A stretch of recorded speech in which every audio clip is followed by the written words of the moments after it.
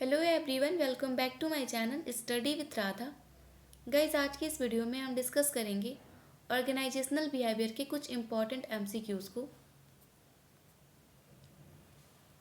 First question है हमारा, it is the view point by which one interpret a situation. वह दृष्टिकोण जिसके द्वारा कोई स्थिति की व्याख्या की जाती है। तो वो जो दृष्टिकोण होता है वो होता है परसेप्शन। तो ऑप्शन डी हमारा करेक्ट हो जाएगा, परसेप्शन। नेक्स्ट क्वेश्चन है हमारा, family and peer group are example of. परिवार व सहकर्मी समूह के उदाहरण होते हैं। तो परिवार और सहकर्मी जो होते हैं वो प्राइमरी ग्रुप के यानी कि प्राथमिक समूह के उदाहरण होते हैं। तो ऑप्शन सी करेक्ट हो जाएगा यहाँ पे। नेक्स्ट क्वेश्चन है हमारा, the person receive dissonance in case of. Person जो होता है वो डिसोनेंस किस केस में उसको रिसीव होती है, यानी कि व्यक्ति के मामले में असंगति प्राप्त करता है। तो कौन करता है? तो इक्विटी के मामले में भी करता है, अंडर पेड इनइक्वालिटी के मामले में भी करता है, ओवर पेड इनइक्वालिटी के मामले में भी करता है। ठीक है, तो यहाँ पे ऑल करेक्ट हो जाएगा। तो ऑप्शन डी हमारा करेक्ट हो जाएगा, ऑल। नेक्स्ट क्वेश्चन है हमारा, which of the following are the characteristics of negative state. इनमें से कौन सा निगेटिव स्टेट का विशेषता है, उसका कैरेक्टरिस्टिक्स है। तो इट फील्स अनप्लीजेंट, यानी कि दुख की चीज़ों को महसूस करना, दुखी महसूस करना जो है वो निगेटिव स्टेट का एग्जाम्पल है, उसकी विशेषता है। तो ऑप्शन बी करेक्ट हो जाएगा हमारा। नेक्स्ट क्वेश्चन है, conflict situation in which the disputant believe that when the disputant help him her the other disputant is also helped his. एक संघर्ष की स्थिति में जिसमें विवादकर्ता यह मानते हैं कि जब एक विवादकर्ता दूसरी विवादकर्ता की मदद करता है तो क्या, तो उसको क्या कहते हैं? तो उसको हम कहते हैं कोऑपरेटिव कन्फ्लिक्ट, यानी कि एक कन्फ्लिक्ट जो दूसरे कन्फ्लिक्ट के लिए कोऑपरेट कर रहा है। ठीक है, तो ऑप्शन डी करेक्ट हो जाएगा। नेक्स्ट क्वेश्चन है हमारा, how many types of grey point communication is there. Grey point communication कितने प्रकार के होते हैं? तो ग्रे पॉइंट कम्युनिकेशन जो होता है वो 3 प्रकार का होता है। ठीक है, तो ऑप्शन सी हमारा करेक्ट हो जाएगा। नेक्स्ट क्वेश्चन है हमारा, motivation theory given by Douglas MC ग्रेयर is. जो डगलस एमसी ग्रेयर है उसके द्वारा जो मोटिवेशन की थियरी दी गई है वो कौन सी है? तो वह हमारा थियरी एक्स एंड वाई, यानी कि ऑप्शन सी करेक्ट हो जाएगा। थियरी एक्स एंड वाई जो है वो डगलस एमसी ने दिया था। नेक्स्ट क्वेश्चन है हमारा, साइंटिस्ट और organisational behaviour recognise that organisational are not static but dynamic and dot dot. Scientist और ऑर्गेनाइजेशनल बिहेवियर ये मानता है, ये रिकोनाइज करता है कि ऑर्गेनाइजेशनल बिहेवियर जो है वो स्टैटिक नहीं है लेकिन डायनेमिक है, और साथ ही साथ वो सिस्टमेटिक भी है। ठीक है, तो एवर चेंजिंग है, हमेशा चेंज होते रहता है। तो ऑप्शन सी हमारा करेक्ट हो जाएगा, एवर चेंजिंग। नेक्स्ट क्वेश्चन है हमारा, problem solving process begins with. Problem solving process जो है वो स्टार्ट हुआ था, उसका शुरुआत हुआ था। तो वो शुरुआत हुआ था आइडेंटिफिकेशन ऑफ डिफ़िकल्टी। सबसे पहले इसकी शुरुआत होती है कि जो डिफ़िकल्टी यानी कि समस्या है उसका आइडेंटिफिकेशन करना, उसकी पहचान करना। पहले समस्या की पहचान हो जाएगी तो ही प्रॉब्लम सॉल्व करने का स्टेप शुरू हो सकता है। अगर आपको समस्या ही नहीं पता रहेगी तो फिर उसको सॉल्व कैसे करोगे? तो सबसे पहला स्टेप जो होता है आपका वो होता है आइडेंटिफिकेशन ऑफ डिफ़िकल्टी। डिफ़िकल्टी यानी कि समस्या की पहचान करना। समस्या जैसे ही पहचान हो जाएगी उसके बाद हम स्टेप लेके उस प्रॉब्लम को, उस समस्या को सॉल्व कर सकते हैं। ठीक है, तो ऑप्शन सी हमारा करेक्ट हो जाएगा। नेक्स्ट क्वेश्चन है हमारा, leadership can not be through of the absence of. Leadership जो है वो किसके अब्सेंस में नहीं हो सकता है? तो डायरेक्शन के अब्सेंस में भी नहीं हो सकता, फॉलोवर्स के अब्सेंस में भी नहीं हो सकता, और कॉमन गोल्स के। तो यहाँ पे ऑप्शन डी करेक्ट हो जाएगा, ऑल। लीडरशिप जो है वो इन सारे के अब्सेंस में कंप्लीट नहीं हो सकता है। नेक्स्ट क्वेश्चन है हमारा, leadership can be defined as a ability to. Leadership जो है उसको हम एबिलिटी के थ्रू डिफाइन कर सकते हैं। तो कौन सी एबिलिटी है? तो डायरेक्ट द एम्प्लॉय, ठीक, ये भी करेक्ट है। मोटिवेट द एम्प्लॉय को मोटिवेट करने के लिए, गाइड टू एम्प्लॉय को गाइड करने के लिए। तो ये सारे तरीके से हम एबिलिटी, लीडरशिप की एबिलिटी को डिफाइन कर सकते हैं। तो ऑप्शन डी हमारा करेक्ट हो जाएगा, ऑल। नेक्स्ट क्वेश्चन है हमारा, what is not the purpose of an organisational structure. इनमें से कौन सा ऑर्गेनाइजेशनल स्ट्रक्चर का पर्पस नहीं है, उसका उद्देश्य नहीं है? ठीक है। तो ऑप्शन बी जो है वो कह रहा है हमारा to organise line of communication. ये जो है वो ऑर्गेनाइजेशनल स्ट्रक्चर का पर्पस नहीं है कि वो ऑर्गेनाइज कम्युनिकेशन लाइन को ऑर्गेनाइज करे, ठीक है। तो ऑप्शन बी हमारा करेक्ट हो जाएगा। नेक्स्ट क्वेश्चन है हमारा what is the key word in understanding organisational structure. Under organisational structure को अंडरस्टैंड करने के लिए, उसको समझने के लिए कौन सा की वर्ड है, ठीक है, ये पूछ रहा है क्वेश्चन।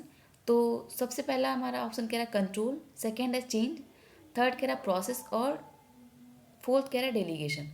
तो ऑर्गेनाइजेशनल को समझने के लिए जो की वर्ड है वो है कंट्रोल, ठीक है। तो यहाँ पे हम ऑप्शन ए करेक्ट हो जाएगा कंट्रोल। नेक्स्ट क्वेश्चन है life cycle theory of leadership was formulated bye. Leadership की लाइफ साइकिल थियरी जो है वो किसके द्वारा बनाई गई, किसके द्वारा दी गई है। तो वो जो लाइफ साइकिल थियरी है लीडरशिप की वो हॉर्सले एंड ब्लैंडी कार्ड के द्वारा दी गई थी, ठीक है। तो ऑप्शन ही करेक्ट हो जाएगा हमारा Horsley Blandly card. Next question है हमारा it donates the psychological characteristics of a person. इनमें से कौन सा साइकोलॉजिकल कैरेक्टरिस्टिक्स है एक पर्सन के लिए, तो वो है हमारा पर्सनालिटी। पर्सनालिटी डोनेट करता है साइकोलॉजिकल कैरेक्टरिस्टिक्स एक पर्सन का, ठीक है। तो ऑप्शन बी करेक्ट हो जाएगा पर्सनालिटी। नेक्स्ट क्वेश्चन है हमारा the self actualisation needs of Maslow theory consisted that.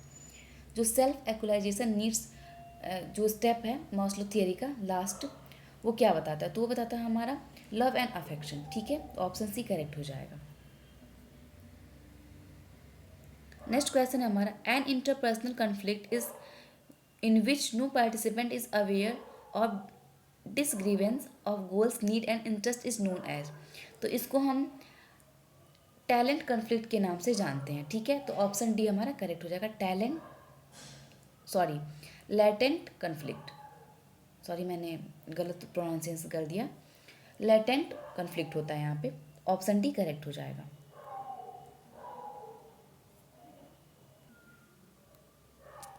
Okay next question हमारा dot dot refers to the combination of two or more individuals group or organisation for a common goal with the minimum common programme.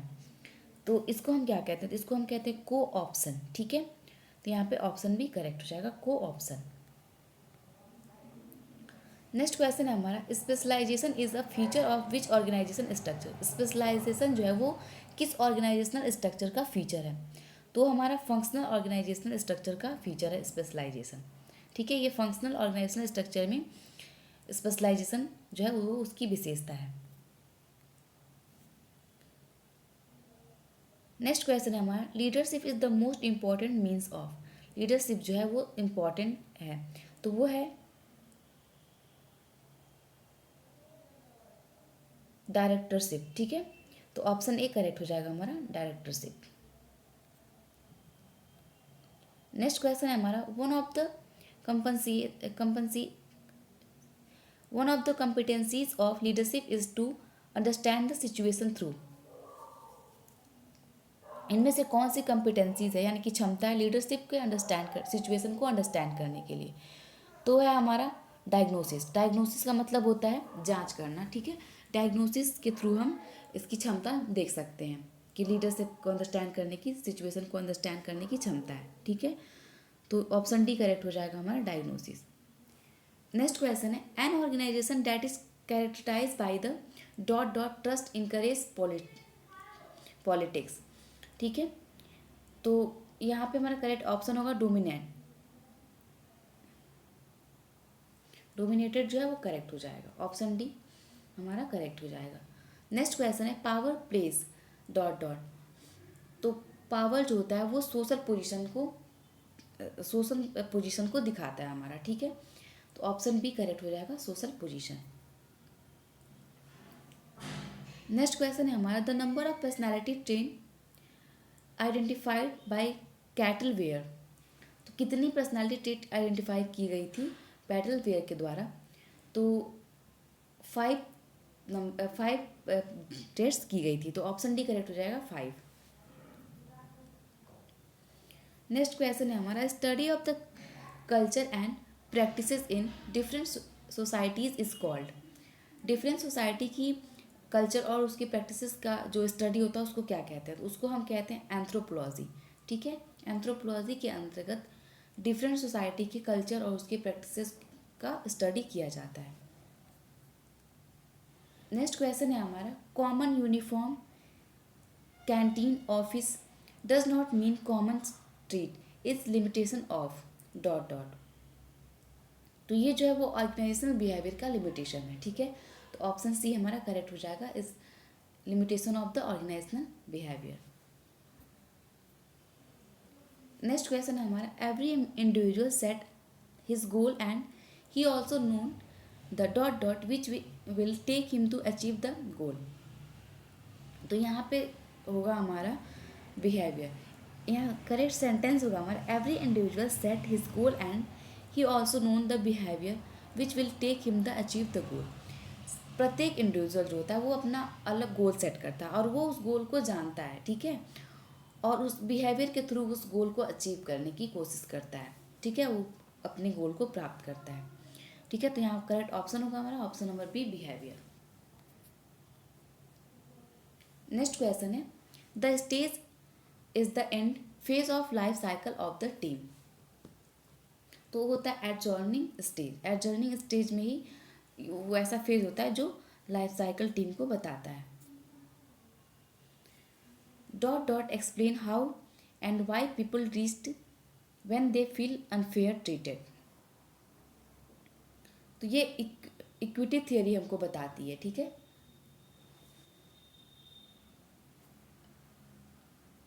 Next question है हमारा, organisational behaviour does not contribute to improve. Organisational behaviour जो है वो किसके improvement में योगदान नहीं देता है? तो वो है एफिशिएंसी।